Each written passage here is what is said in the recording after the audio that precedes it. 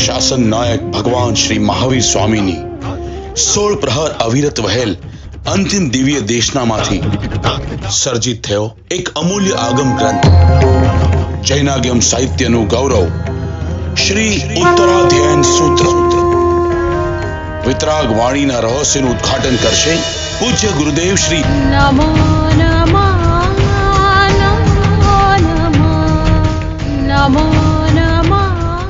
પહેલું સંયમી મુનિ ગુરુજનોની સમીપે સંયમી મુનિ. પલાઠી વાળી બેસે ને, બંને હાથ શરીરે બાંધીને બેસે ને, પગ લાંબા કરીને બેસે. પહેલું છે પલાઠી વાળી ન બેસે તો કેવી રીતે બેસે?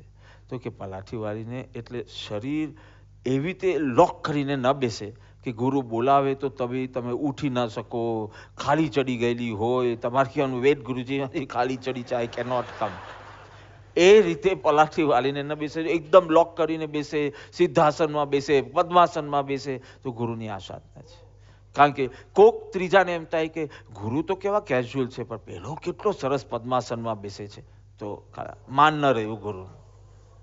એટલે લોકડ પણ ના રહેવાય. કારણ કે ત્રીજાને કેવી રીતે સમજાવવા જાય કે ભાઈ મને આ રીતેનો આદેશ છે અને ગુરુજીનો હમણાં આ એ છે, એ ત્રીજાને ક્યાં બધું તમે ક્લેરિફાઈ કરવા ક્યાં જાઓ?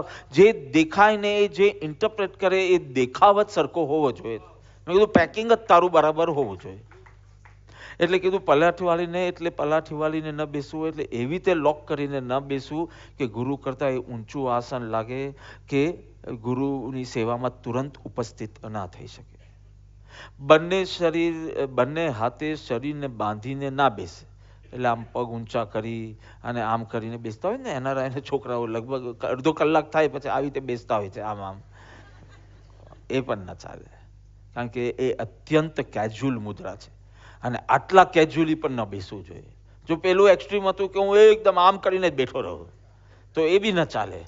અને અત્યંત કેઝ્યુઅલ તમે આમ કરીને બેસો તો ના ચાલે. તમે આમ કે અત્યંત કેઝ્યુઅલ મુદ્રા ન ચાલે.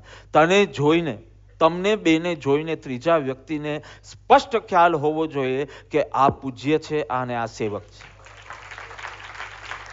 તારી મુદ્રા તારા ઘરે આવે અને શેઠને નોકર હોય તો પેલાને શેઠ કોઈ વાર ગંજીમાં હોય, લુંગીમાં હોય, ટુવાલમાં હોય, એવી રીતે હોય. પહેલાં કોઈ વાર ઢંગના કપડાં પહેર્યા, કેટલાક શેઠે એવા પણ મેં જોયા છે.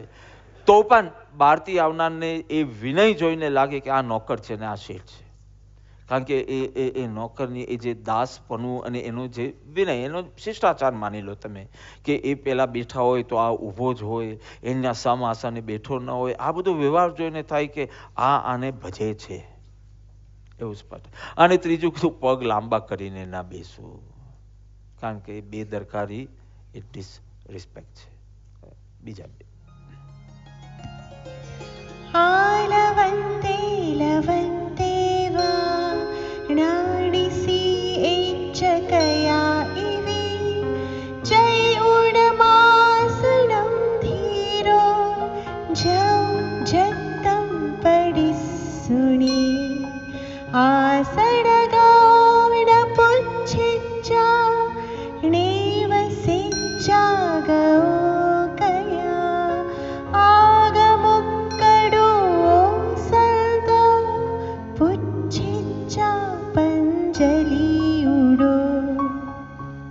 ગુરુ એકવાર અથવા અનેક વાર બોલાવે તો પણ બુદ્ધિમાન શિષ્ય કદી પણ બેસી ન રહે, પરંતુ આસન છોડી તેમના આદેશનો સાવધાનીથી સ્વીકાર કરે.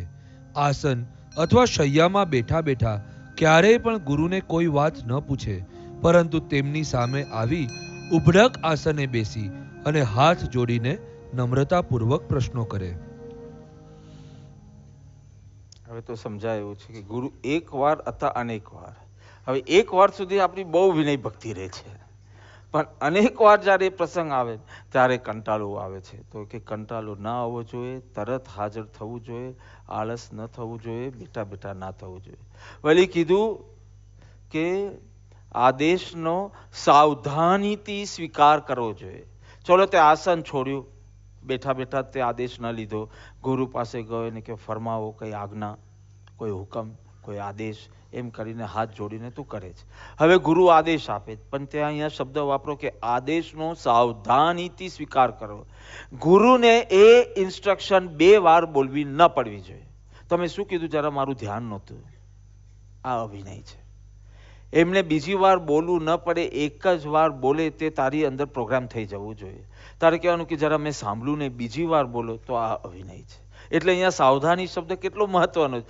બીજી વાર રિપીટ ન કરવું પડે એટલી જાગૃતિ, તારું મન ત્યાં હાજર હોવું જોઈએ. મુખ પરથી કેટલીક ચીજ તો તમે આમ બોલવાના છે એ રીતે તમે પકડી શકો, એટલી બધી સમીપતા, ભાવની પણ સમીપતા હોવી જોઈએ. દ્રવ્ય સમીપતામાં એવું બની શકે કે કોઈ વિક્ષેપ, કોઈ બીજો અવાજ વગેરે આવે, પણ જ્યાં ભાવની સમીપતા હોય ત્યાં એ હૃદયનો ભાવ પકડાઈ જાય. કોઈ વાર શબ્દ ન પકડાય ને ભાવ પકડાઈ જાય. પણ સાવધાની એટલે કે ગુરુએ બીજી વાર રિપીટ કરવું પડે એવું તારું ગુરુ ગમે તેટલું સોફ્ટલી બોલે, પણ તારી જાગૃતિ વધારે સોફ્ટ, તારી જાગૃતિ વધારે લાઉડ, તો ઓછી જાગૃતિમાં બી પકડાય લે. પણ તારે જરા ફરીથી કહેશોજી, તો આ જી ભલે બોલ્યો હોય પણ આ અભિનય છે. કારણ કે ગુરુને એટલે ગુરુની સાથે પેલું અગ્નિકુંડમાં ગુલાબ કીધું ને, કે ગુરુની સાથે રહેવું એ જ સાધના છે.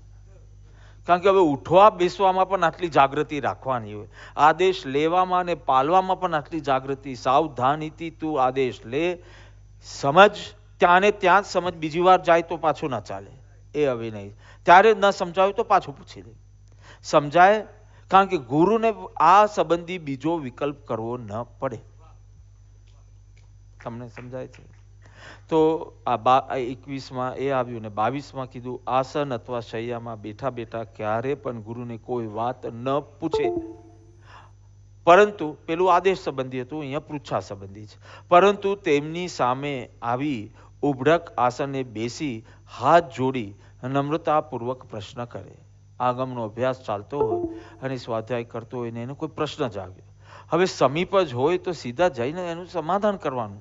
તો પણ એ બેઠા બેઠા સમજો દૂર બેઠો હોય તો કે ગુરુજી જરા આ વાત સમજાતી નથી, એમ નહીં ચાલે. એને આસન છોડવાનું, ત્યાં સમીપે જવાનું, નમ્રતાપૂર્વક પૂછવાનું. એ નમ્રતાપૂર્વક પહેલા પૂછે એની પહેલા શું કરવાનું, તો કે કોઈક માનાર્થ શબ્દ દ્વારા એમને સંબોધવા. મસ્કા મારવાની વાત નથી, પણ તારી અંદર પહેલા એ બહુમાન આવવું જોઈએ. હે કરુણા સાગર, હે કૃપા સરોવર, આ બાબત જરા સમજાતી નથી, આપ સમજાવશો? એવું મધુર વચનથી એમનું સંબોધન કરવું. અને એ સંબોધન, આ ચીજમાં કેટલી ભક્તિની મજા છે. આને પાછું રૂલ ના બનાવી દેતા તમે. અહીંયા તો કીધું પાછું ઉભડક આસનમાં બેસવું. ઉભડક આસનમાં બેસવું, ઉભડક આસન એટલે ગાય દોવા બેસો ને એવી રીતે, એટલે આમ નીચે નમીને આમ બરાબર પૂછવું, આમ કરીને ના પૂછવું. ઉભડક આસનમાં તારું આસન એવું હોવો જોઈએ કે જેમાં સામેવાળાને લાગે કે આમાં વિનય છે. દેશકાલ અનુસાર હવે આ ઉભડક ક્યાં, ઉભડક જ સમજાતું નથી તો શું એ આસન કરાય? એટલે એ વાત દેશકાલ અનુસાર, પણ તારું તે વખતનો ફોટો પાડવામાં આવે તો તારો વિનય દેખાવો જોઈએ. એટલે એવી શરીરની મુદ્રા, એવી વાણીનું ઉચ્ચારણ, મધુર શબ્દ, પ્રશંસાયુક્ત શબ્દ. તમે આગમોનો જ્યારે અભ્યાસ કરશો ને, સુધરમાં જંબુ વચમાં આવશે, ત્યારે જંબુ સ્વામીને કાંઈ બી પૂછવું હોય તો એની પહેલા માનાર્થે કાંઈ બોલા.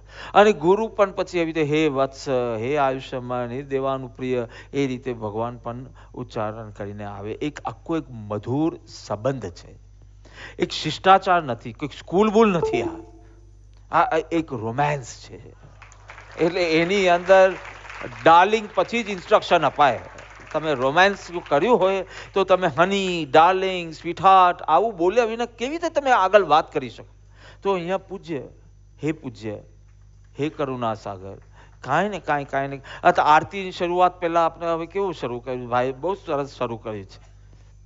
હા, કંઈ ને કંઈક કરીને આમ એવા વચન બોલે કે તમારું ચિત્ત ભમતું હોય તો એ ગુનોમાં અને આરતીમાં કેવું આવી પહોંચે. 8મા પાંચકમાં ભલે તમે આરતીમાં શરીર લઈ આવતા હો, પણ આ ઉચ્ચારણ થાય એની સાથે મન તમારું ત્યાં હાજર થઈ જાય છે. પૂજા કરવા જાય, કાંઈ બી કરવા જાય તો પહેલા અંતરમાં માનાર્થ, સીધું મારે આમ ન વાગે પૂજા કરી નીકળે એમ નહીં. અંદરથી કોઈ માનાર્થ, કોઈ પ્રશંસાયુક્ત, કોઈ મધુર શબ્દ નીકળવો જોઈએ. ભલે અંદર ને અંદર હોય, પ્રગટ ના પણ હોય. અને અહીંયા તો પ્રગટ કરવાનું વિનય વ્યવહાર આગળ, કારણ કે કોઈ સાંભળનાર છે. સાંભળનાર હોય તો મારા મનમાં આવું હતું જ નહીં, અહીંયા ત્રણેય યોગ એકત્વથી એટલે વાણીનો એટલો જ ઇમ્પોર્ટન્સ છે. કારણ કે